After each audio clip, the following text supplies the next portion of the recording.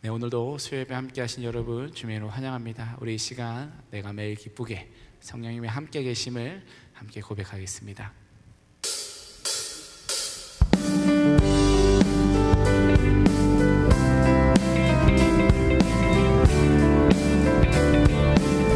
아멘. 내가 매일 기쁘게 술래의 길에 가미 주의 팔이 나를 안보함이요 내가 주의 큰 몸을 잡는 받는 비결을 주의 영이 함께함이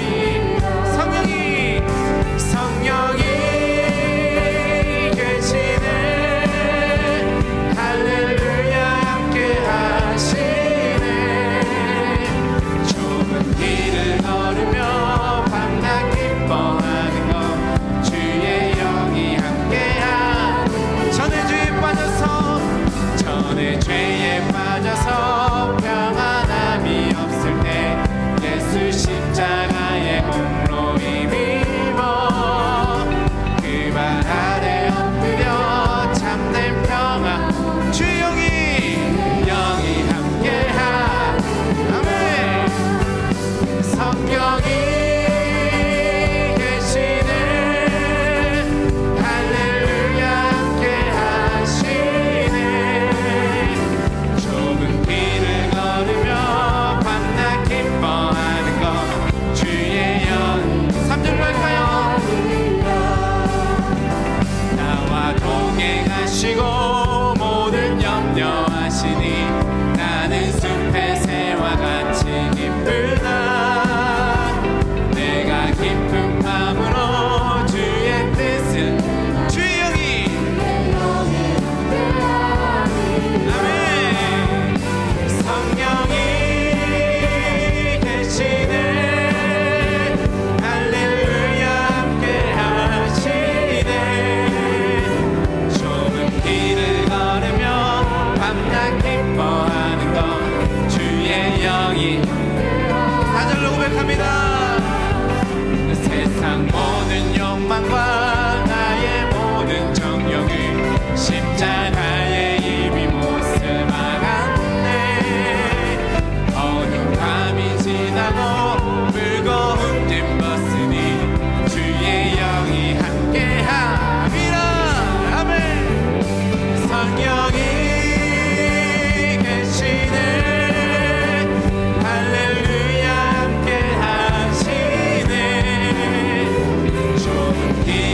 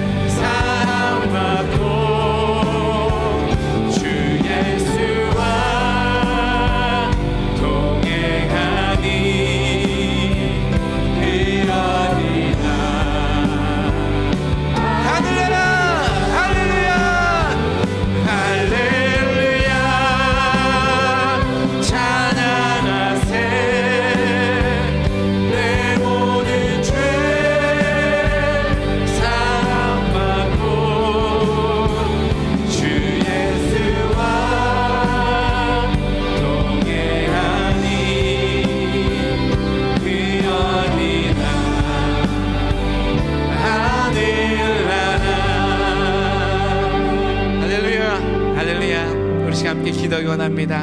하나님, 내가 성령님과 함께하기에 매일 기쁘게 걸어갈 수 있음을 믿습니다. 주님과 함께하는 그곳이 어디든 그곳이 천국임을 믿습니다. 아버지, 주님과 함께 동행하게 하여 주시옵소서. 그런 내가 되게 하여 주시옵소서. 라는 고백으로 시간 다 함께 기도하며 나가겠습니다. 기도합니다. 하나님, 감사함을 드립니다. 아버지, 하나님, 성령이 나와 함께 하시기에, 내가 예수 그리스도와 함께하기에 내가 걸어가는 그곳이, 내가 있는 어디든 그곳이 바로 천국임을, 하늘나라임을 믿습니다. 아버지 하나님, 내가 매일매일 주님과 함께 기쁨으로 걸어가도록 하여 주시옵소서. 감사함으로 걸어가도록 하여 주시옵소서. 예수님과 동행하는 나의 삶이 되게 하여 주시옵소서. 아버지 하나님, 다른 어떤 것 바라보지 않습니다.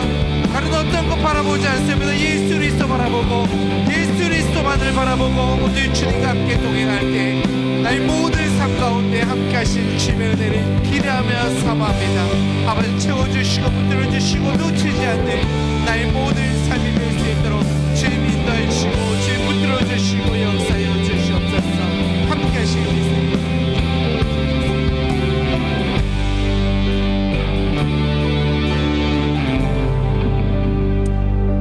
감사함을 드립니다. 이 모든 말씀 언제나 우리와 함께 하시는, 우리와 동행하신 우리 주 예수 그리스도의 이름으로 간절히 기도드립니다. 아멘.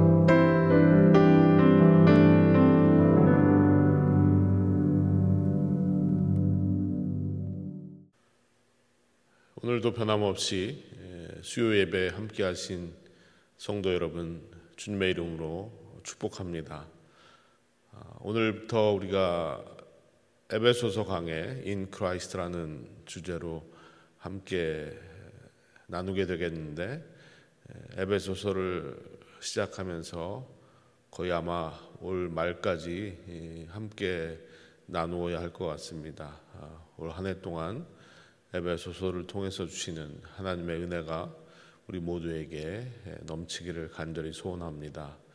오늘 우리에게 주시는 말씀을 먼저 보도록 하겠습니다. 에베소서 1장 1절부터 6절까지의 말씀을 함께 읽겠습니다. 에베소서 1장 1절에서 6절까지 말씀, 화면을 보시거나 성경책이 준비되신 분들은 성경을 보시면서 함께 한 목소리로 읽도록 하겠습니다. 하나님의 뜻으로 말미암아 그리스도 예수의 사도된 바울은 에베소에 있는 성도들과 그리스도 예수 안에 있는 신실한 자들에게 편지하노니, 하나님 우리 아버지와 주 예수 그리스도로부터 은혜와 평강이 너희에게 있을지어다. 찬송하리로다. 하나님 곧 우리 주 예수 그리스도의 아버지께서 그리스도 안에서 하늘에 속한 모든 신령한 복을 우리에게 주시되, 곧 창세전에 그리스도 안에서 우리를 택하사 우리로 사랑 안에서 그 앞에 거룩하고 흠이 없게 하시려고 그 기쁘신 뜻대로 우리를 예정하사 예수 그리스도로 말미암아 자기의 아들들이 되게 하셨으니, 이는 그의 사랑하시는 자 안에서 우리에게 거저 주시는 바 그의 은혜의 영광을 찬송하게 하려는 것이라. 아멘. 오늘부터 우리가 에베소서를 새롭게 시작하게 되는데, 항상 새로운 것을 시작한다라고 했을 때는 두 가지의 감정이 교차하는 것 같습니다. 하나는 기대와 설레임입니다. 뭔가 새로운 것, 내가 한 번도 보지 못하고 또 해보지 않은 것을 해본다는 것은 우리에게 기대와 설레임을 안겨다 줍니다. 반면에 새로운 것을 시작할 때 때로는 불안하기도 하고 또 걱정이 되기도 합니다. 또 새로운 것이 귀찮고 하기 싫은 그런 일이 될 수도 있습니다.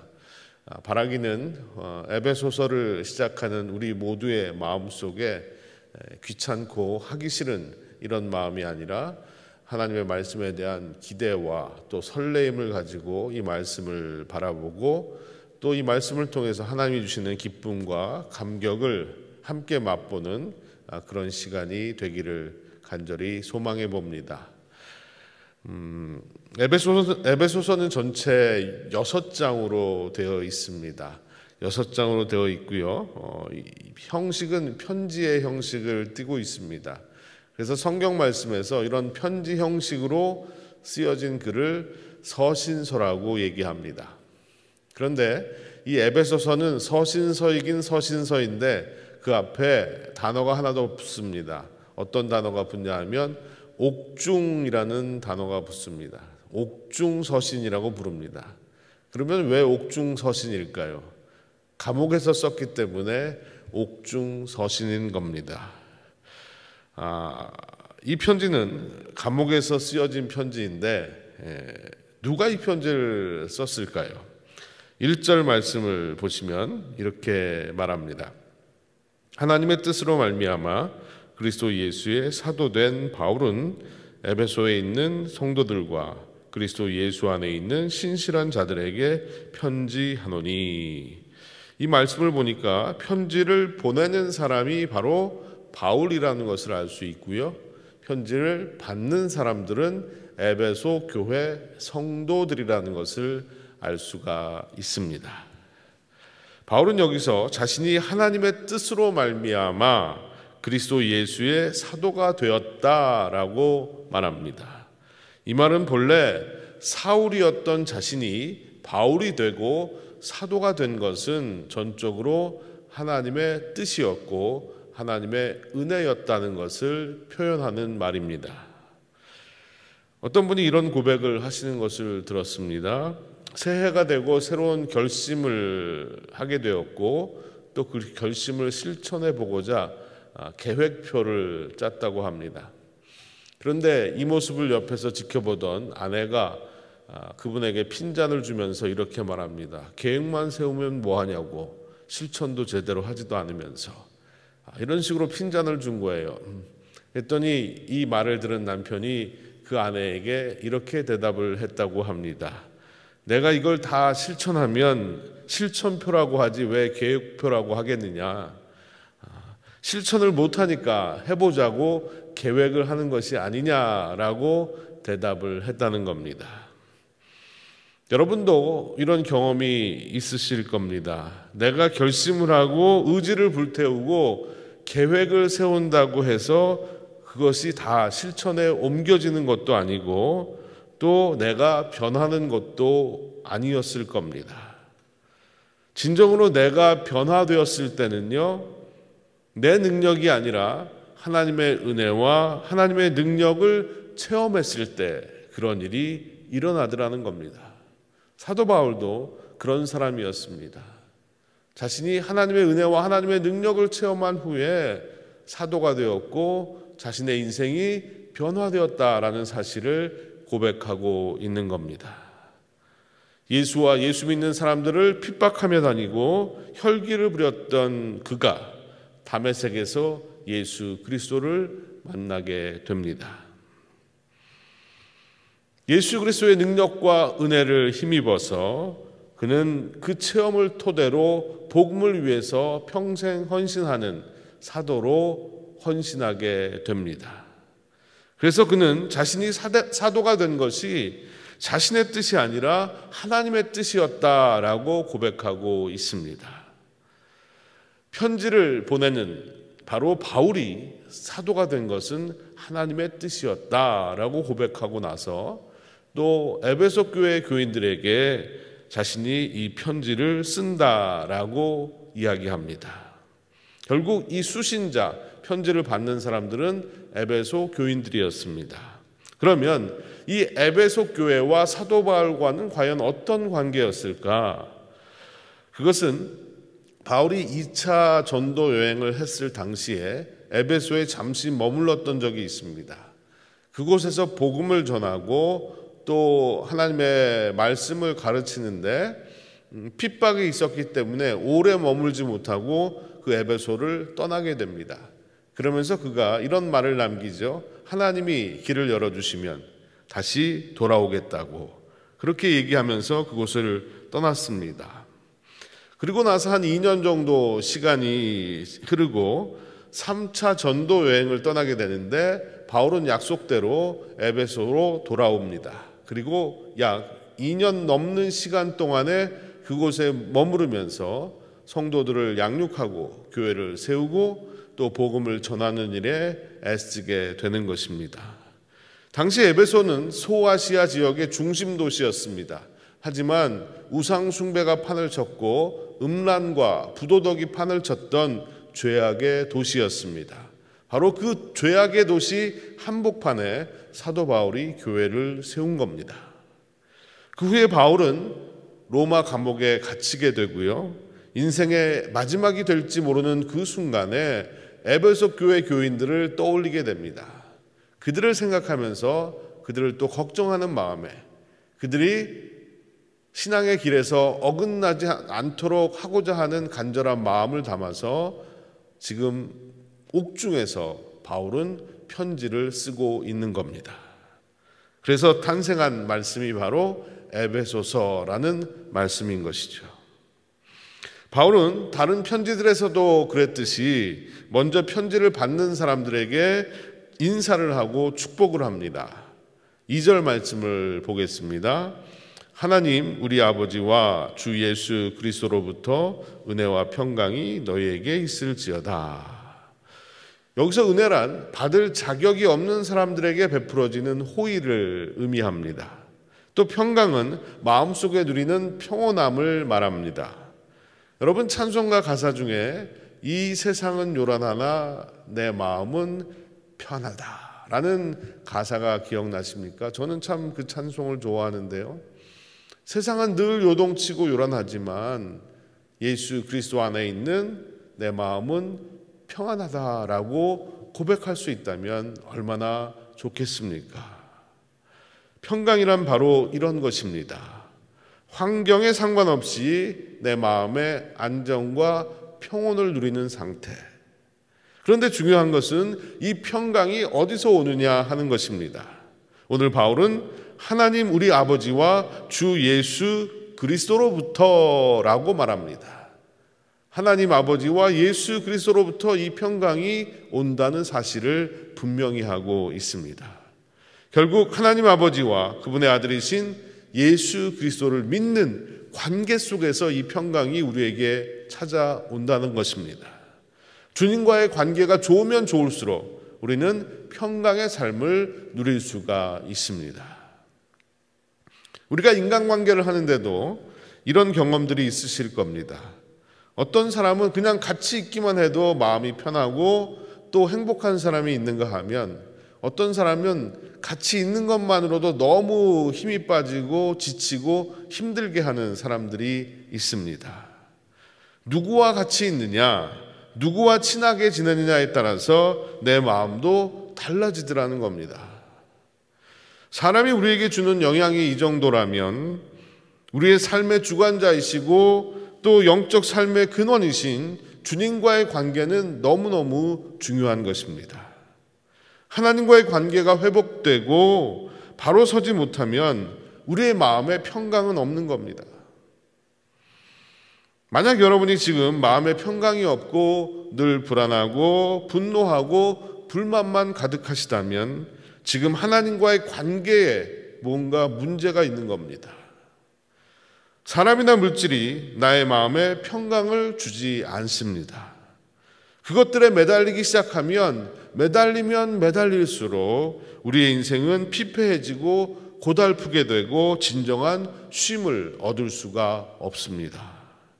은혜와 평강은 하나님 아버지와 그 아들 예수 그리스도로부터 오는 것입니다.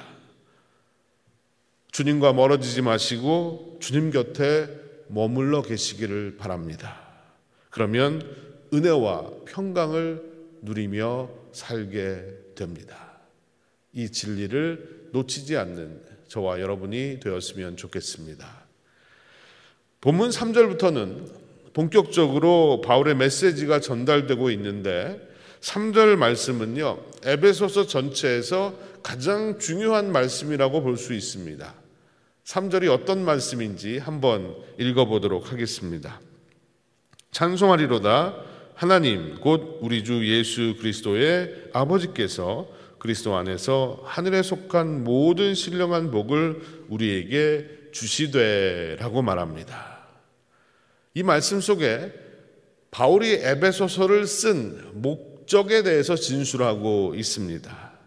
즉 하나님이 우리를 축복하신 그 놀라운 영적인 복들이 무엇인가를 알려주기 위해서 에베소서를 썼다는 겁니다. 그래서 당연히 이 구절의 키워드는요, 신령한이란 말에 있습니다. 신령한이란 말이 바로 키워드입니다. 그래서 당연히 우리는 복이라고 하면 늘 현세적인 것이고 육신적인 것에 국한할 때가 많습니다. 그래서 복을 받는다 하면 무병장수하고 입신양명하는 것, 이런 것들을 우리가 복이라고 생각을 합니다. 그러나 바울은 이것들과는 전혀 다른 이야기를 하고 있어요. 신령한 복에 대해서 말하고 있습니다. 여러분, 땅에 속한 육신의 복은요, 당장 나에게 절실한 것일지는 몰라도 시간이 흐르면 다 사라지고 없어지는 것들입니다. 나라는 존재 자체가 시간이 흐르면 쇠약해지고 사라져버리고 말기 때문입니다. 사실 우리가 그것들을 복이라고 말하지만 진정한 의미에서 복이 아닌 거죠. 그것들은 오히려 우리에게 허무함을 가져다 줄 뿐입니다. 그러나 하늘에 속한 이 신령한 복은 당장 손에 잡히고 눈에 보이지 않을지언정 영원하고 변치 않는 진정한 복임을 믿습니다. 중요한 것은 이 복이 한두 가지가 아니라는 겁니다. 바울은 3절에서 모든 신령한 복이라는 말을 하고 있습니다. 결국 이 말은 신령한 복이 한두 가지가 아니라는 말입니다. 또 이 신령한 복의 출처가 어디냐? 그 출처는 바로 하나님이시라는 것을 분명하게 말합니다. 이 복은 예수 안에 있는 것이고 하나님으로부터 오는 것이다 라고 말하고 있습니다. 그리고 이 복들은 이미 우리에게 주어진 것들이다. 그러면 하나님이 우리에게 이미 주신 신령한 복들이란 과연 무엇이겠습니까? 바울은 먼저 택하심이라고 말하고 있습니다. 택하심, 이것이 복이라는 겁니다. 4절 말씀을 보겠습니다. 곧 창세전에 그리스도 안에서 우리를 택하사 우리로 사랑 안에서 그 앞에 거룩하고 흠이 없게 하시려고 라고 말합니다. 여러분, 수많은 사람들 중에서 내가 택함을 받았다는 이 사실은요, 정말 복 중에 복이 아닐 수가 없습니다.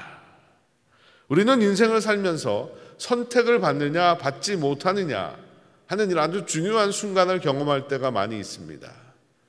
예로 대학을 갈 때도 그렇고요, 결혼을 할 때도 그렇고 직장을 우리가 잡을 때도 그렇습니다.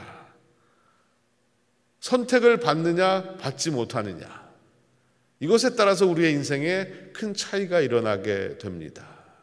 그런데 이런 것들은요, 내가 어느 정도 열심히 노력을 하면 또 선택을 받을 가능성이 커지는 것들입니다. 하지만 하나님이 우리를 선택하신 것은 우리가 열심히 노력을 해서 선택을 받은 것이 아니라는 겁니다. 우리가 받은 구원, 그 구원은 우리의 노력이나 공로로 된 것이 아니라 100% 하나님의 선택에 의한 것이었습니다. 하나님이 나를 찾으시고 나를 자녀 삼아 주셨습니다. 나는 구원을 얻을 만한 그 어떤 자격도 실력도 능력도 가지고 있지 않고, 만약에 하나님이 커트라인을 만드셨다면 그 커트라인의 한참 밑에 서야 될 그런 사람임에도 불구하고 하나님은 그런 것들을 따지지 아니하시고 나를 선택해 주셨습니다. 이것이 바로 은혜이고 복 중에 복이라는 겁니다. 그런데 이 선택은 예수 그리스도 안에서 이루어졌습니다. 오직 예수 그리스도를 믿는 믿음으로 이루어졌다는 사실입니다. 데일 무디라는 신학자가요, 이런 이야기를 했습니다. 자신이 시애틀에서 새벽 2시에 비행기를 타서 워싱턴 DC에 아침 8시에 도착을 했다고 합니다. 그런데 자신이 워싱턴까지 올 수 있었던 것은 비행기를 탔기 때문이다. 너무나도 당연한 사실이죠. 비행기를 탔기 때문에 그가 시애틀에서 워싱턴으로 올 수가 있었다는 거죠. 마찬가지로 우리가 예수 안에 있어야, 예수 그리스도를 구주로 믿어야 선택받아서 하나님의 영광스러운 구원에 참여하게 된다는 겁니다. 예수 그리스도 안에 있지 않으면 우리는 구원을 얻을 수가 없는 것이죠. 비행기 안에 있지 않으면 워싱턴 DC로 갈 수가 없었던 것처럼 예수 안에 있지 않으면 우리는 천국으로 갈 수가 없는 겁니다. 여러분, 나는 수많은 사람 중에 선택을 받아서 구원을 얻은 매우 특별한 사람이라는 것을 잊지 마시기 바랍니다. 진짜를 가진 사람은 가짜를 가지고 있는 사람을 부러워하지 않습니다. 진짜를 가지고 있는 사람은요, 그냥 좋은 것을 가지고 있는 사람을 부러워하지 않습니다. 진짜를 가지고 있기 때문입니다. 우리는 신령한 복을 가진 사람들입니다.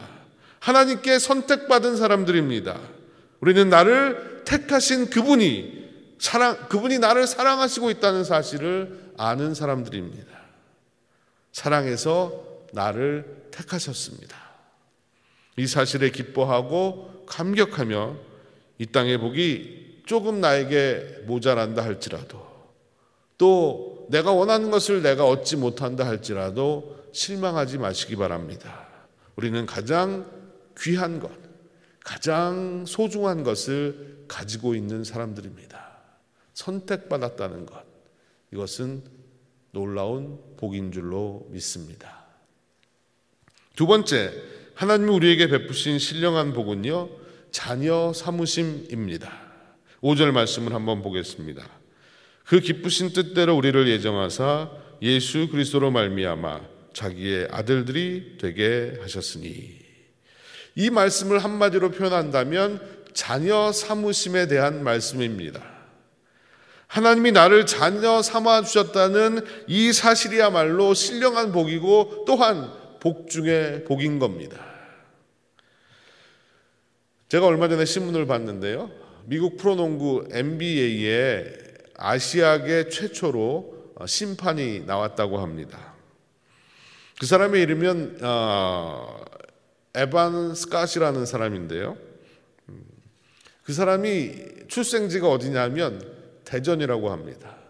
그런데 생후 4개월에 미국으로 입양이 되어서 양부모님 밑에서 성장을 했습니다. 자기를 낳아준 부모님이 누군지 아직까지도 모르지만 늘 그리움 속에 산다고 말합니다. 그리고 만약 그 부모님을 만난다면 꼭 안아드리고 싶다라고 고백을 했습니다. 이 사람은 29년 동안 양자로 살아온 겁니다. 하지만 자신을 입양해준 그 부모님이 없었다면 그의 인생은 생각할 수도 없었을 것입니다.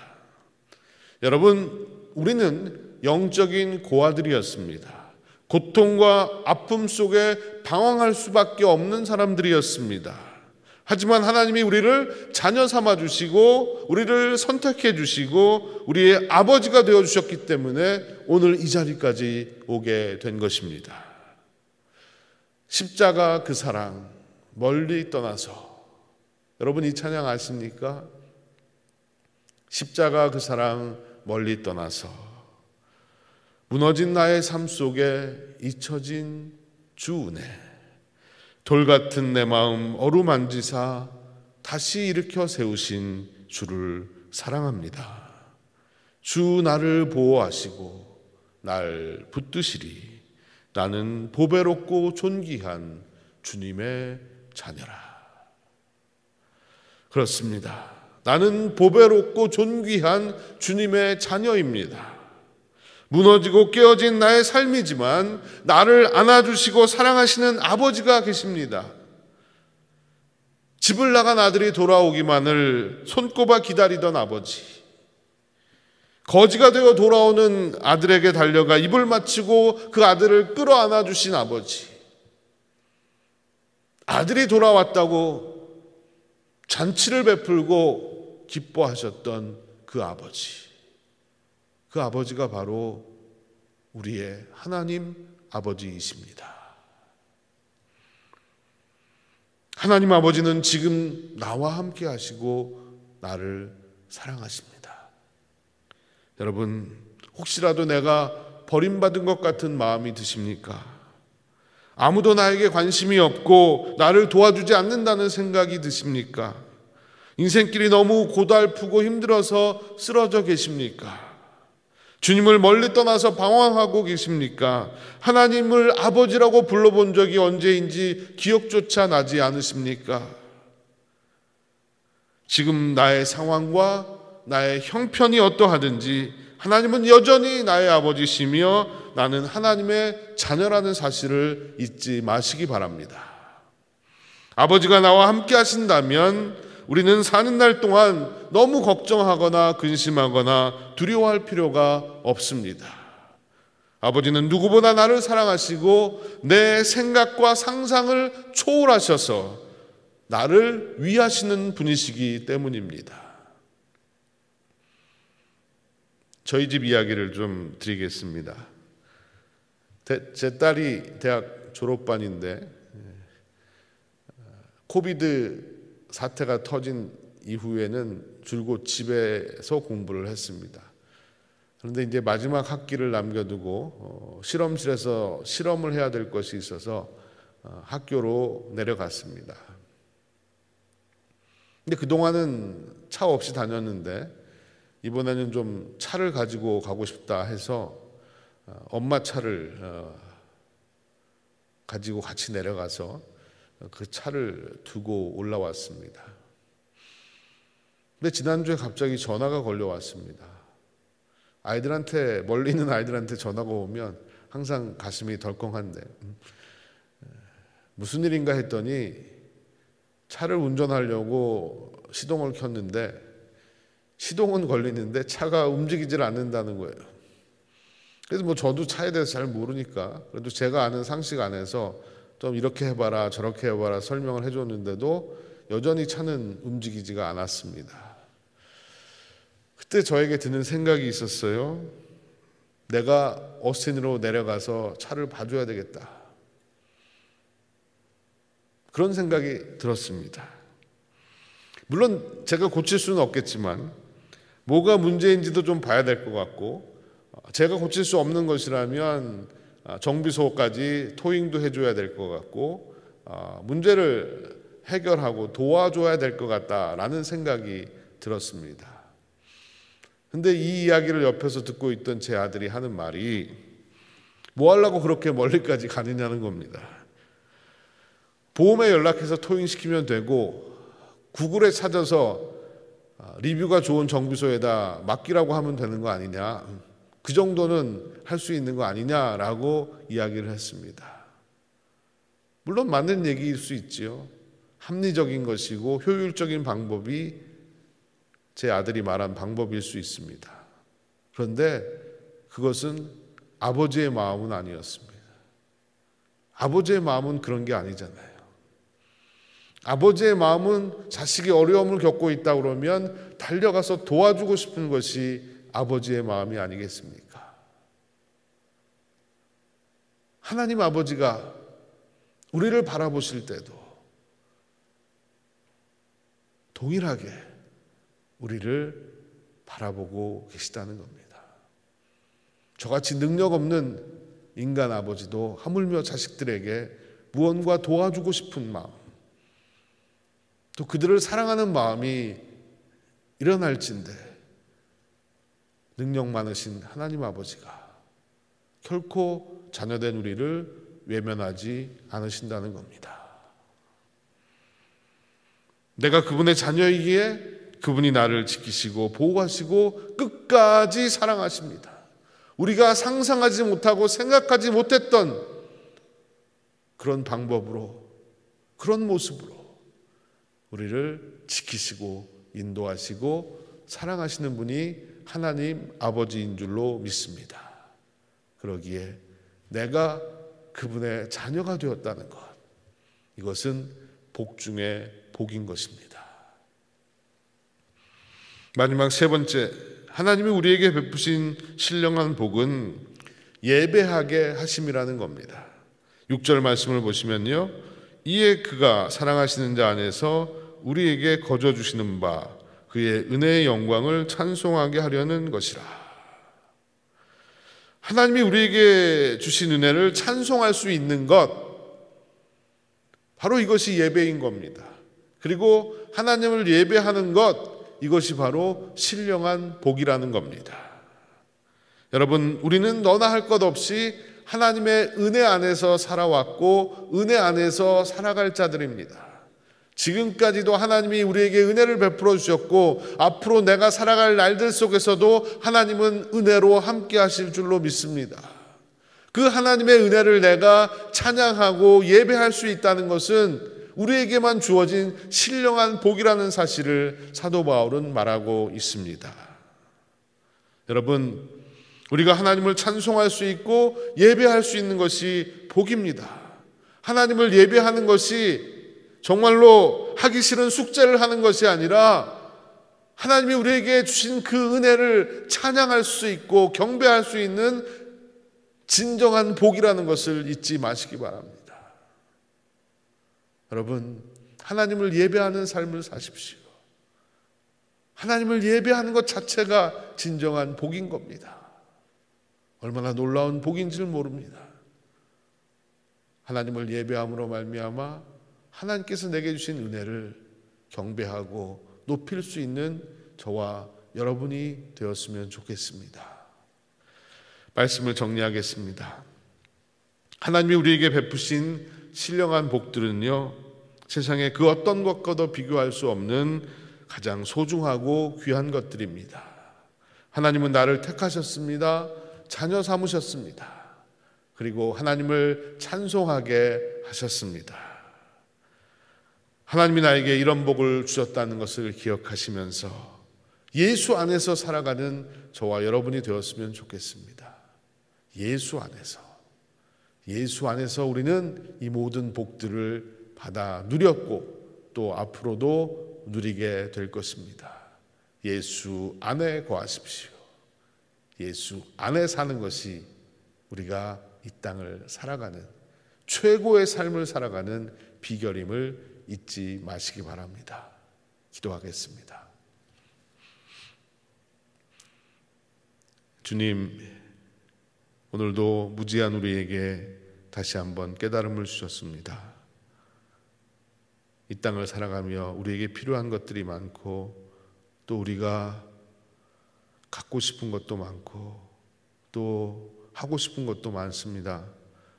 그 모든 것을 하는 것이 복이 아니라 하나님께서 우리에게 이미 신령한 복들을 허락해 주셨다는 것을 기억하며 사는 것이 복인 줄로 믿습니다.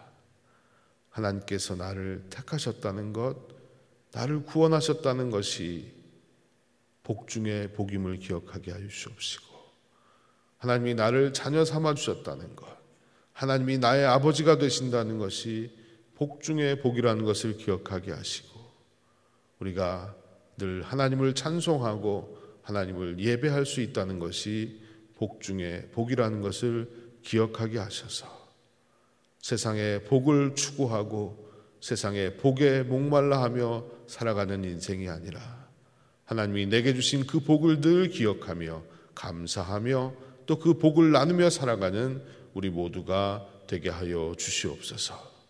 우리에게 신령한 복을 베풀어 주신 아버지 하나님을 찬양합니다. 감사합니다. 주님께 영광을 돌립니다. 이 모든 말씀을 예수님의 이름으로 기도드리옵나이다. 아멘. 축도하겠습니다. 지금은 우리 구주 예수 그리스도의 한량없는 은혜와 아버지 하나님의 놀라우신 사랑과 성령님의 감화감동 교통하심이 이미 나에게 주신 신령한 복들을 기억하며 이 땅을 주 안에서 예수 안에서 살기를 소망합니다.